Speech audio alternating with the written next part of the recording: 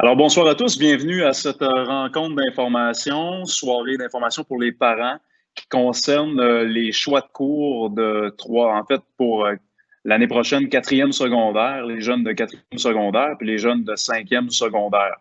Je m'appelle Jeff O'Connor, je suis directeur adjoint en cinquième secondaire et également responsable de la sanction des études à l'école Paul Hubert. Je suis accompagné ce soir de M. Gaétan Côté, qui est conseillère en orientation ici à l'école Paul Hubert, et de Mme Amélie Boudreau, qui est conseillère en orientation également, et qui sont là pour nous aider évidemment à gérer aussi les côtés techniques de ce soir sur une plateforme que je ne maîtrise pas encore tout à fait. Mais heureusement, on a un précieux coup de main. Alors, bienvenue à tous. C'est avec beaucoup de plaisir qu'on vous reçoit ce soir. Vous remarquez la première présentation, la première chose que vous avez vue dans votre écran, ça a été nos trois valeurs d'école qui sont, à mon sens, extrêmement importantes: bienveillance, appartenance et persévérance. Et vous allez voir que le discours de ce soir tourne autour aussi de ces trois valeurs-là, et particulièrement de cette notion de persévérance, parce que c'est un grand défi à la fois de garder nos jeunes à l'école, à la fois de leur permettre de faire des choix judicieux pour leur avenir. Et c'est à travers leur choix, à travers la réflexion que vous aurez aussi avec eux, parce que vous êtes les premiers, à la fois les premiers responsables et les personnes les plus influentes pour vos enfants lorsqu'ils en viennent à effectuer des choix. Alors, ce soir, les intentions de la rencontre, c'est d'abord détailler la séquence des opérations qui mènent à la préparation de la prochaine année scolaire et également distinguer l'inscription du choix de cours, parce que c'est nuancé, c'est deux choses différentes, informer sur la particularité du cheminement de l'élève dans certaines matières, particulièrement dans le champ des mathématiques et des sciences, où on va avoir des choix un petit peu plus qui vont prendre un petit peu plus de temps à faire. Également présenter le cheminement d'un élève, son classement, la sanction des études, ce que ça va prendre pour l'obtention du diplôme. Préparez, vous, parents, à jouer un rôle de premier plan dans la réussite de votre enfant, et on parlera également de l'orientation scolaire et professionnelle. En cours de soirée, vous aurez l'occasion également de poser des questions à l'écrit, ce qui nous permettra en fin de rencontre de proposer des réponses à vos questions. S'il y a un sujet ou il y a un thème qui vous interpelle particulièrement, ou s'il y a quelque chose qu'on n'aurait pas répondu, un sujet qu'on n'aurait pas effleuré et que vous aurez envie d'avoir une réponse à votre question, vous pourrez les indiquer. Et M. Gaétan Côté vous expliquera la procédure techniquement pour aller inscrire vos questions. Alors voilà, là-dessus, je vous souhaite une belle soirée. Je passe la parole à M. Gaétan Côté.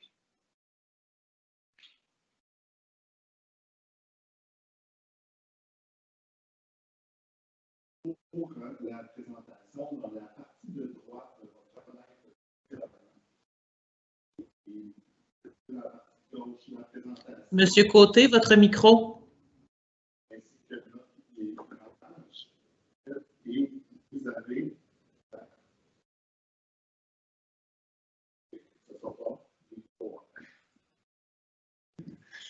excusez les problèmes techniques, le micro n'était pas ouvert. Merci beaucoup, Amélie. Donc, ce que vous trouvez dans la partie de gauche de la voie de diffusion, c'est la présentation. Cette présentation sera accessible. Elle est déjà sur plateforme web, mais le lien sera partagé vers la fin de la rencontre et sera disponible aussi dans les prochains jours sur le site de l'école. Dans la partie de droite, donc, vous voyez l'interlocuteur, dans ce cas-ci, moi, Gaétan Côté, conseiller d'orientation, et aussi Jeff O'Connor, que vous verrez à différentes occasions. Et puis enfin, dans l'extrême droite de la fenêtre, vous retrouvez une section questions et réponses. La section questions et réponses vous permettra justement de nous envoyer vos questions auxquelles nous répondrons vers la fin de la rencontre.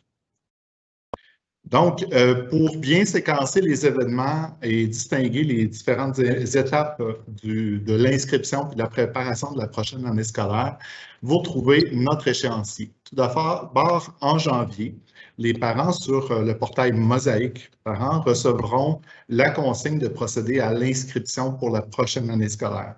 C'est par l'inscription que vous manifestez votre désir que votre enfant fréquente l'école Paul Hubert. Ensuite, au mois de février, votre enfant aura la possibilité de procéder à son choix de cours. Il y a quelques distinctions à faire entre l'inscription et le choix de cours.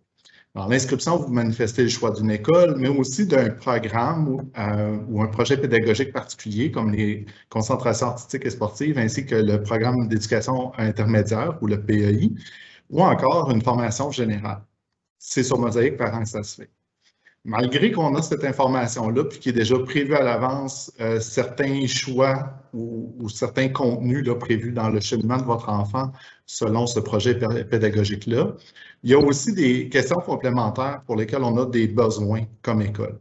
Par exemple, le choix d'un cours d'anglais, le type de mathématiques régulières ou enrichies que souhaite suivre votre enfant pour la prochaine année scolaire, ainsi que les sciences.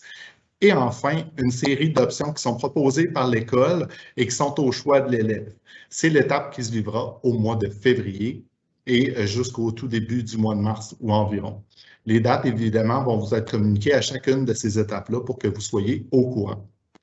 À partir du mois de mars, l'école va procéder à sa sélection. Donc, on va pouvoir commencer à analyser et à assigner des places temporairement pour certains programmes. Ça culmine généralement vers la fin du mois de mai où on termine une première analyse des élèves qui se verront attribuer une place au PEI ou encore dans nos concentrations artistiques et sportives. Du mois de mars à juillet, on va suivre l'évolution du dossier de vos enfants. La raison est simple, c'est qu'on a besoin des résultats de fin d'année pour pouvoir confirmer les places qui ont été jusque-là attribuées de façon provisoire aux enfants dans les divers programmes. Évidemment, un jeune qui vit plusieurs échecs ou certaines difficultés ne peut pas toujours poursuivre dans des programmes ou des projets pédagogiques particuliers. Alors, au mois de juillet, lorsqu'on a le portrait final des jeunes, on est en mesure de confirmer le classement et on continue notre travail jusqu'au mois de septembre à préparer la prochaine année scolaire et les horaires. Évidemment, plusieurs parents pourraient être tentés de poser la question, est-ce qu'on aura un horaire normal cette année ou un horaire COVID? Bien, l'école va pencher sur deux scénarios, évidemment, parce que qui sait de quoi sera fait la prochaine année scolaire. Et enfin, au mois de septembre, l'année scolaire commencera. Votre enfant va commencer dans les cours qu'il a choisis ou qui lui ont été attribués, pas toujours les premiers choix. Et on encourage très fortement les parents, c'est un rôle important que vous avez à jouer, d'accompagner vos jeunes dans leur investissement dans ces divers cours-là tout au long de l'année, afin qu'ils réussissent bien dans les différentes matières. Vous voyez sur la diapo, à plusieurs endroits, vous allez pouvoir voir un petit point info. Les détails que je vous ai décrits sur chacun des points de la séquence, ils sont visibles par un simple passage de votre curseur. C'est d'ailleurs le cas tout au long de la présentation que vous aurez. Pour les divers parcours offerts, il faut comprendre que plus on chemine au secondaire, plus on se voit offrir des voies qui sont diversifiées et qui sont là pour répondre à nos besoins, à notre préparation pour l'après-secondaire. Donc, c'est particulièrement le cas en 4e et 5e secondaire avec les voies offertes en mathématiques et en sciences. On peut parfois être tenté de dire, bien, prends tous les contenus les plus enrichis, les plus difficiles possibles, mais ça peut aussi avoir un effet de compromettre la réussite des élèves et ce n'est pas toujours motivant de se retrouver dans ces situations-là. Donc, ce qu'on vous propose, c'est de faire une réflexion vraiment sur le caractère optionnel plutôt qu'obligatoire des séquences mathématiques que je vais vous décrire dans quelques instants, de même que les sciences, pour essayer de les mettre en relief avec les intérêts, les forces, les aptitudes de votre enfant. Évidemment, il y a des cours qui sont obligatoires et d'autres qui sont facultatifs. Quand on parle des sciences, jusqu'à la 3e secondaire, tout le monde doit faire un cours de sciences. C'est obligatoire au curriculum de l'élève. Il y en a 2 qui sont proposés dans les écoles secondaires, un cours à un caractère un peu plus traditionnel, donc plus théorique, soutenu par de la pratique, puis un cours qui a un peu la philosophie inverse, un peu plus pratique, soutenu par des apprentissages. Donc, souvent, on va commencer par la pratique, on va constater, on va démonter des pièces, etc., par exemple, pour ensuite aller comprendre les sciences qui sont derrière avec des explications théoriques. C'est un cours que nous n'avons pas pu offrir en 3e secondaire cette année, entre autres en raison des concepts de classe, mais aussi faute de demande, ce qui ne veut pas dire que ce sera le cas l'an prochain. En 4e secondaire, vous voyez ici des petits astérix. Vous consulterez la page plus d'infos pour comprendre et voir le détail qui explique de quoi on parle lorsqu'on parle des sciences et technologies. Le cours Sciences et technologies ainsi que le cours Applications technologiques et scientifiques, qui est aussi surligné avec un astérix, sont les cours de sciences obligatoires à l'obtention du diplôme d'études secondaires en 4e secondaire. En effet, un jeune doit absolument réussir un cours de sciences, ceux avec les astérix, pour réussir son diplôme. Vous voyez juste à côté deux autres noms de cours, soit le STE 44 pour la sciences et technologies de l'environnement, ainsi que le SE Sciences et environnement. Le mot-clé pour se souvenir, c'est environnement, justement. Ce sont des cours optionnels de sciences proposés aux élèves de 4e secondaire. Alors que les cours sciences techno sont obligatoires, les cours incluant le mot environnement sont facultatifs. Ce ne sont pas tous les élèves qui doivent le faire. Dans bien des parcours offerts au Polubert, ils seront imposés, par exemple aux élèves de l'éducation internationale. Et les élèves du régulier ont le choix de prendre ou non cet enrichissement-là. Il faut enfin comprendre que l'enrichissement, de même que le cours obligatoire au diplôme, sont obligatoires pour qu'un élève choisisse en 5e secondaire le cours optionnel de sciences en chimie et ou en physique. Il faut comprendre que toutes les combinaisons sont possibles. Certains programmes au cégep exigent à la fois de la chimie et de la physique. Certains n'exigent que de la chimie, d'autres que de la physique. Et une très grande majorité des programmes d'études postsecondaires n'exigent ni la chimie, ni la physique. Il faut parfois oublier nos référents qui sont des années 80 ou 90 comme anciens étudiants, puis comme parents. Les sciences se sont beaucoup transformées depuis l'époque et la chimie physique ne sont pas obligatoires à tous. Je vous invite évidemment, lorsque vous reconsulterez, si c'est votre cas, à aller voir les informations détaillées dans la zone info. Pour les mathématiques, le principe est relativement similaire. Tous les élèves du secondaire font le même parcours mathématique et les mêmes apprentissages jusqu'au 3e secondaire. À partir de la 4e secondaire, toutefois, il y a une diversification des programmes. Il y a 3 cours, on les voit ici par les abréviations maths CST, les mathématiques culture, société et technique. C'est un cours de mathématiques régulier.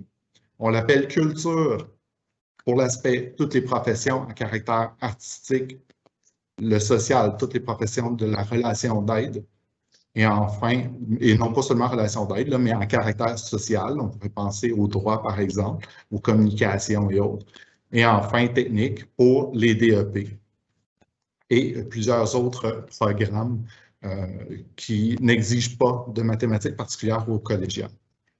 Pour ce qui est des séquences TS, donc technico-sciences, ainsi que sciences naturelles. Ce sont 2 cours de mathématiques enrichis, très relevés.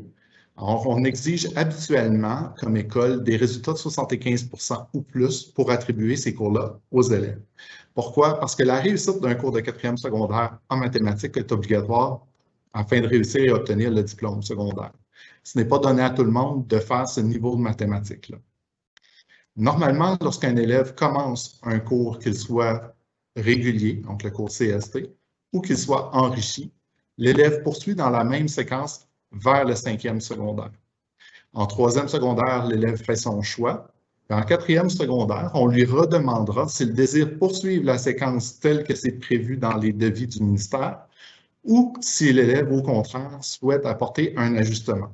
Ainsi, par exemple, un élève pourrait faire la séquence régulière de 4e secondaire et en 5e secondaire, décider de poursuivre vers une séquence de 4e secondaire plus difficile.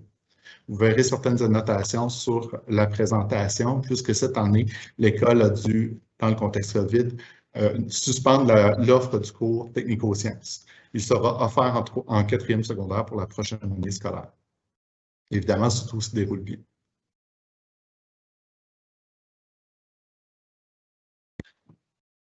Alors, je vais ouvrir mon micro. C'est parti. Donc, le cheminement. Au 2e cycle du secondaire, la promotion se fait par matière. Donc, c'est important de comprendre qu'il faut réussir une matière pour ensuite aller au niveau supérieur.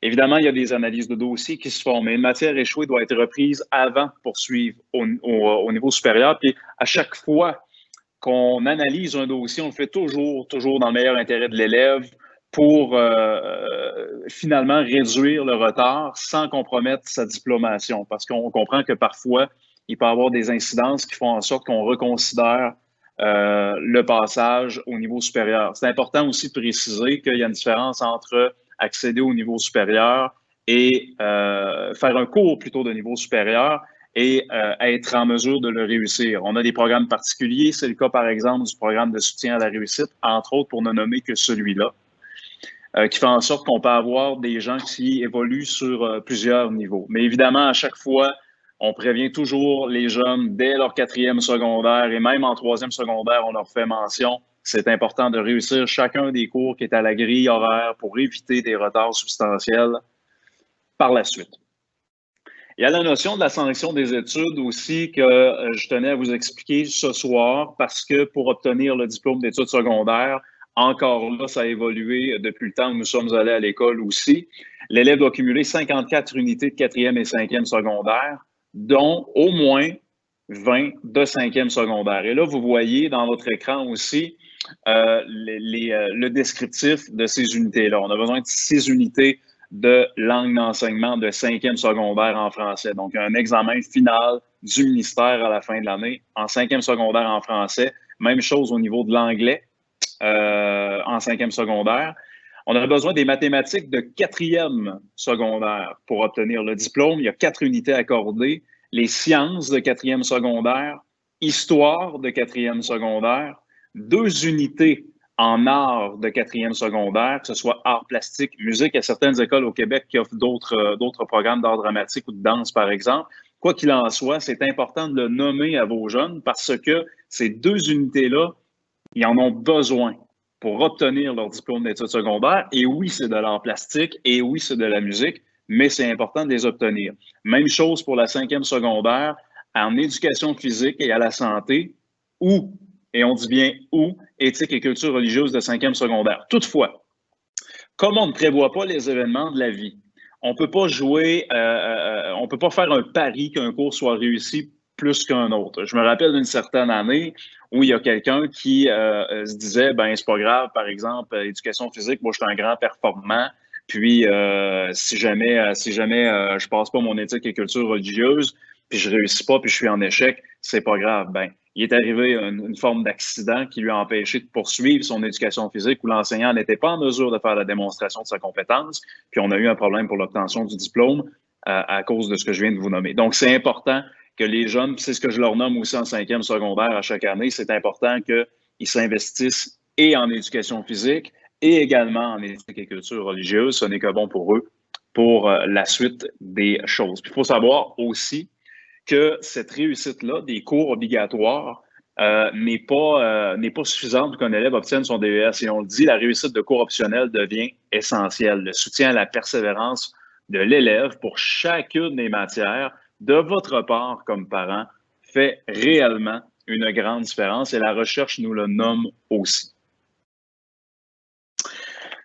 Les examens du ministère qui est redevenu le ministère de l'Éducation du Québec, le MEC comme on le connaissait autrefois, les matières obligatoires au diplôme d'études secondaires sont soumises à des examens du ministère. L'année dernière, il y a eu une forme de dérogation pour la situation de COVID. Cette année, jusqu'à présent, on nous confirme qu'il y aura des examens du ministère à la fin de l'année. Il existe aussi des examens, habituellement des examens de reprise l'été, mais c'est difficile de remplacer une année complète d'apprentissage. Et vous savez, il y a des jeunes qui font parfois le pari d'y aller simplement avec des examens, puis ils se disent, ben, c'est pas grave, de toute façon, je le reprendrai en cours d'été, puis il arrive souvent des mauvaises surprises parce que c'est pas des free pass, comme on dit, c'est pas un passe-droit d'avoir un cours d'été et automatiquement, on obtient nos crédits et un résultat au-dessus de 60 %. C'est très difficile lorsqu'un jeune ne s'investit pas toute l'année durant d'être en mesure d'obtenir ses crédits et d'une note au-delà de 60 %. Pour certaines matières, comme les mathématiques, l'école peut aussi proposer à l'élève de se présenter à une autre forme d'examen pour augmenter ses chances de réussite. C'est le cas, par exemple, lorsque les élèves sont sollicités à participer à ce qu'on appelle une passerelle ou un pont qui leur permet, par exemple, de subir l'examen, l'épreuve du ministère en maths CST, en maths régulière. Alors, par exemple, s'ils ont fait le cours de sciences naturelles, ça leur permet de quand même obtenir leur crédit et d'obtenir leur diplôme s'ils ont trop de difficultés en sciences naturelles.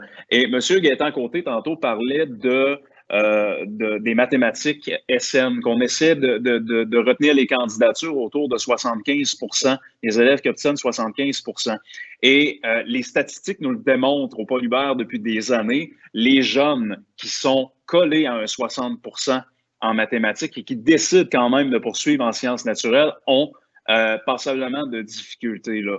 Il faut se dire les vraies choses. Donc, c'est important d'avoir des bonnes discussions avec vos jeunes à ce niveau-là, d'autant qu'au cégep, il y a toujours la possibilité de reprendre après coup certains cours pour certaines séquences. Donc, c'est jamais perdu d'avance. C'est sûr que ça retarde un peu leur cheminement, mais en même temps, vaut mieux parfois vivre des petites réussites que de vivre de grands échecs qui nous démotivent pour la suite. Les résultats finaux. À compter de la 4e année du secondaire, le bulletin ne suffit pas à lui seul à la réussite d'un cours. Le bulletin ne tient pas compte des évaluations ministérielles et en plus, le calcul de la note finale se fait de façon centralisée par le ministère. Et à chaque année, on a des questions à ce propos-là parce qu'il y aura subséquemment au bulletin un relevé des apprentissages qui va parvenir, qui vous parvient. Là, on dit aux environs du 8 juillet, dépendamment des années, mais c'est vrai que ça tourne toujours autour de ça, là, 8, 9, 10 juillet. C'est à ce moment-là qu'on sait si l'élève a réussi ses matières ou non, indépendamment du bulletin de l'école. Vous savez par ailleurs que cette année, le ministère s'est prononcé à l'effet que les examens finaux auront une valeur un peu moindre compte tenu du contexte COVID et des possibles trous d'apprentissage qui se sont créés au printemps dernier.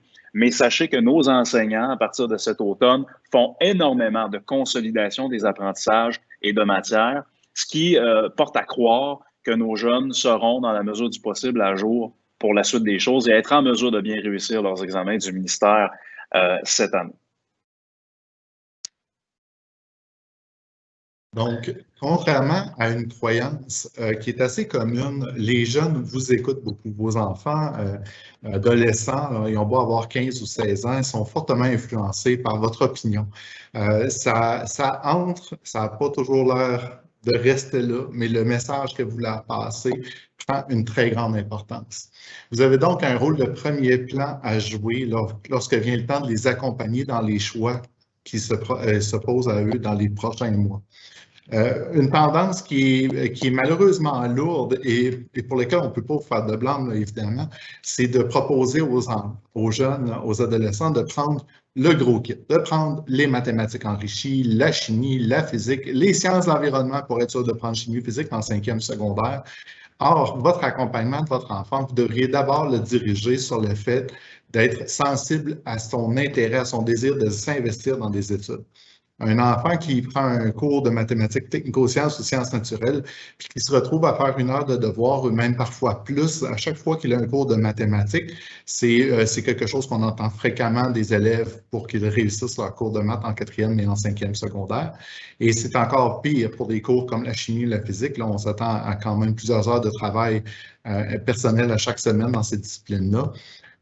C'est pas toujours stimulant, c'est pas toujours motivant. Puis lorsque le jeune n'a aucun intérêt pour une carrière à caractère scientifique, souvent l'élève finit par se désengager. Et le danger, on a parlé de la sanction tout à l'heure, c'est que si quelque chose est trop difficile, on le sent hors de portée pour nous, on peut facilement baisser les bras, entraîner un échec, puis les cours à option ont leur importance dans le calcul des 54 unités, comme on l'a indiqué tout à l'heure. Donc, vous avez un grand rôle à jouer d'éveiller l'élève, notre élève à nous, votre enfant, à bien comprendre ses intérêts, sa dynamique, sa façon de travailler à l'école puis de s'engager dans ces diverses matières et à ne pas faire que le choix de « on va s'ouvrir toutes les portes » parce que ça peut parfois avoir un effet contraire. J'en reparlerai un peu plus tard de toute façon, à la fin de la présentation. Contrairement aux études supérieures, contrairement lorsque le jeune va au cégep ou à l'université puis qu'il évolue sur des sessions, il est en mesure de prendre des cours, de reprendre des cours lorsqu'ils sont offerts et tout ça. Au secondaire, les choix de cours s'effectuent plusieurs mois d'avance et le jeune doit vivre avec ce choix-là durant toute l'année scolaire. Donc, c'est pour ça qu'on prend la peine de faire une rencontre d'information comme ça pour que vous puissiez entendre de notre bouche aussi que c'est très important d'avoir des discussions structurées avec eux, de réfléchir avec eux puis de respecter leur choix également.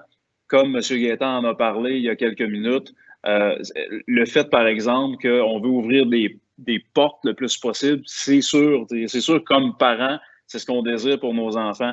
Mais en même temps, on ne doit pas ignorer les résultats qui sont là, les résultats de l'année précédente, et ça peut vous servir aussi à orienter les discussions que vous allez avoir avec vos ados. Parce que l'élève va devoir justement vivre avec son choix tout au cours de l'année. Puis, évidemment, on a parfois des changements d'horaire qui nous sont demandés, mais on ne peut pas toujours acquiescer à ces changements d'horaire-là. En situation de COVID, par exemple, c'est carrément impossible parce qu'on évolue avec des bulles classes fermées.